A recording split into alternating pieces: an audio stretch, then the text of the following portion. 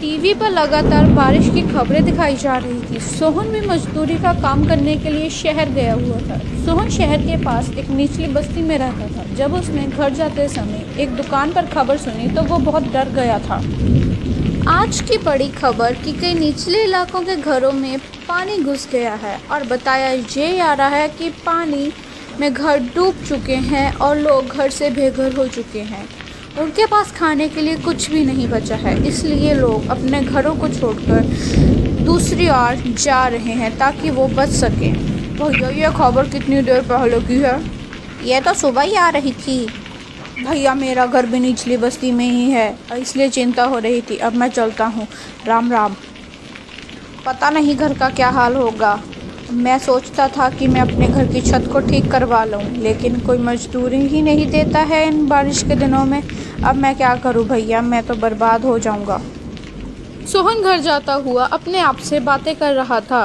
बारिश के कारण शहर की सड़कों पर भी पानी आ गया था। सोहन के पास 100-200 रुपये थे, जिनका वो खाने पीने का सामान घर लेकर जा रहा था। उसकी पत्नी और बच्चे घर में घुसे पानी को घर से बाहर निकाल रहे थे। गौरी रुको, मैं मदद करता हूँ। 2 बाल्टी मुझे दो। कितनी देर से बारिश आ रही है, रुकने का नाम ही नहीं ले रही। बारिश रुक जाए तो पानी घर से बाहर निकल जाएगा। तुम चिंता मत करो गौरी, अब तो रात का समय है। हम कल सुबह ही शहर चले जाएंगे। वह दोनों लगातार पानी निकालने का प्रयास करते हैं। थोड़ी देर बाद बारिश रुक जाती है। माँ बापू, बारिश रुक गई। अगर बारिश रुक जाए तो हमें कोई दिक्कत नहीं आएगी, लेकिन शुरू हो गई तो हम कुछ नहीं कर सकते। ये लो कुछ खा लो, जब से आए हो तुमने कुछ नहीं खाया है। हाँ, जल्दी सामान बांध ले, हम सभी जा रहे हैं यहाँ से। बहुत पानी आ चुका है बस्ती में। बड़े पुल पे जा रहे हैं। हाँ, बांध रहा हूँ। कुछ खा लूँ, सुबह से कुछ नहीं खाया है मैंने। अगर ज़रूरत पड़ी तो सामान बांध लूँगा। गौरी जल्दी ही सारा सामान बांध लेती है और सोहन की भी आँख लग जाती है, क्योंकि वो बहुत ज़्यादा थका हुआ था। उसके साथ ही बच्चे सो जाते हैं। सुबह जब गौरी उठकर देखती है तो उनके आसपास पानी ही पानी था। सभी लोग इधर उधर भाग रहे थे। अरे सोहन जल्दी बाहर निकल, यहाँ पे बाढ़ आ चुकी है, हम नहीं बचेंगे यहाँ पे, जल्दी आ। अरे गौरी जल्दी निकल, बच्चों को लेकर, बाढ़ आ चुकी है यहाँ पे, जल्दी आ। उठो बच्चों, हमें यहाँ से जाना होगा। गौरी सारा सामान तो भीग चुका है, अभी कुछ भी लेके जाना खतरे से खाली नहीं। तुम जल्दी से गीता का पकड़ो, मैं बिट्टू को पकड़ता हूँ। जैसे ही सोहन बिट्टू को पकड़ने के लिए जाता है तभी घर की छत गिर जाती है और घर की छत का एक टुकड़ा बिट्टू को लग जाता है, जिसके कारण उसके सिर से खून निकलने लग जाता है। तभी गौरी रोने लग जाती है। सोना जी कुछ करो, बिट्टू के सिर से बहुत खून बह रहा है, वो आंखें भी नहीं खोल रहा। घबराओ मत गौरी, मैं कुछ करता हूँ। तभी सोहन वहाँ से चले जाता है और इधर उधर मदद मांगने लग जाता है। भैया जी, अगर आप रामपुर जा रहे हैं तो किसी डॉक्टर को भेज देना, आपकी बड़ी मेहरबानी होगी।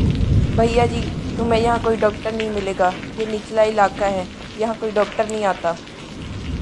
भैया जी, यहाँ पर आपको कोई डॉक्टर नहीं मिलेगा, आप पुल तक पहुँच जाइए, क्या पता आपको कोई मदद मिल जाए। हाँ, ये ठीक है, क्या पता कोई मदद मिल जाए। हे भगवान, मेरे बच्चे की रक्षा करना। सोहन बाढ़ के पानी में तैरकर पुल की ओर जा रहा था। उधर गौरी का रो रो कर बहुत बुरा हाल था, क्योंकि बिट्टू की सेहत बिगड़ती ही जा रही थी। वो बहुत ज़्यादा बीमार हो रहा था। उधर बाढ़ का पानी भी बहुत तेज़ हो रहा था। जी कहाँ रह गए आप, जल्दी आओ, बिट्टू बहुत बीमार है, उसे बहुत तेज़ बुखार आया है। हे भगवान, इन्हें जल्दी से भेज दो ना। मेरे बच्चे, आंखें खोल, क्या हुआ तुझे? सोहन किसी तरह पुल तक पहुंचता है। उधर भी भागदौड़ लगी हुई थी। भैया, यहाँ पे कोई डॉक्टर मिलेगा? अरे नहीं भाई, इस बारिश में हमारी कोई मदद नहीं करने वाला है, कोई डॉक्टर नहीं मिलेगा। हम गरीबों को कोई नहीं पूछता है यहाँ पे। तुम्हें भी यहाँ कोई नहीं मिलेगा। कहीं भी कोई डॉक्टर नहीं दिख रहा है। भगवान, मेरी मदद करो, रक्षा करो, अब तुम ही हो। तभी एक डॉक्टर वहाँ मोहन को रोते हुए देख रहा था। आशा, तुम बच्चों को लेकर कहीं दूर चले जाओ, मैं उस पिता के साथ जा रहा हूँ, क्योंकि उसका बच्चा बहुत बीमार है। लेकिन आपकी जान को भी तो खतरा है ना, आप मत जाइए ना प्लीज़। आशा, मुझे उसके साथ जाना होगा, उसके बच्चे की ज़िंदगी का सवाल है। तुम बच्चों